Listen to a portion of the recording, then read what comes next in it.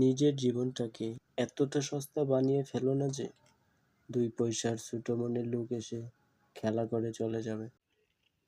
কষ্ট হলেও বিশ্বাস করতে হবে, অপরাধ যারই হোক না কেন, সম্পর্কে সবসময় কষ্টটা নির্দোষেরই হয়। তুমি ঘুমানোর আগে সবাইকে ক্ষমা করে দিও। আল্লাহ তাআলা তোমাকে জাগ্রত হওয়ার পূর্বে ক্ষমা করে দেবে। দুশ্চিন্তা আপনার আগামীকালের সমস্যা দূর করতে পারবে না, বরং আজকের শান্তিটুকু দূর করে দিবে। আপনার ভাঙা হৃদয় কখনো জোড়া লাগবে না, যদি তা আল্লাহর কাছে সঁপে দিতে না পারেন। নিজের উপর কখনো রাগ করবেন না। কে জানে আপনার লাইফের উপর হাজারো মানুষের স্বপ্ন আছে। তুমি অবশ্যই কিছু না কিছু, কারণ উপরে যিনি বসে আছেন তিনি তোমাকে একার তৈরি করেননি।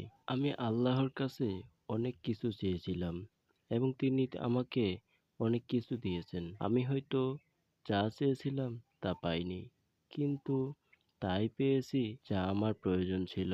মানুষের মন এমন একটা জিনিস, কেউ কষ্ট পাওয়ার পরে পাথরের থেকেও বেশি শক্ত হয়ে যেতে পারে। সুতরাং একা থাকাই ভালো, কারণ যার কাছে তোমার মূল্য নেই তার সাথে থেকে কি লাভ? কেবলমাত্র বোকারাই অস্থায়ী পৃথিবীতে স্থায়ী বাড়ি গাড়ি সম্পর্ক খুঁজে হয়রান হয়। তুমি তখনই সবার পছন্দের মানুষটি হবে যখন সবার তোমাকে প্রয়োজন হবে। ছোট ছোট কিছু কাজ মিলে বিশাল অর্জন আর সফলতাকে তৈরি করে। ছোট কাজগুলো কখনোই কম মূল্যবান নয়। জীবন এমন একটা বই যার লক্ষ লক্ষ পাতা হয়তো তুমি এখনো পড়োনি। জীবনযাপনে দুটি রাস্তা আছে।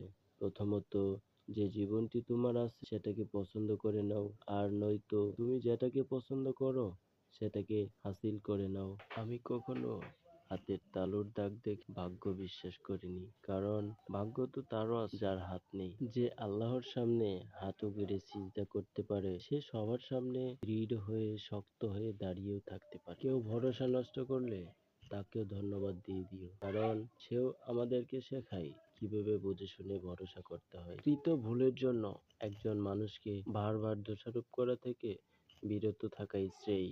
ঘাস শুকানোর জন্য সময় না দিয়ে খোঁচাখুচি শুরু করলে আরো বিকট আকার ধারণ করবে।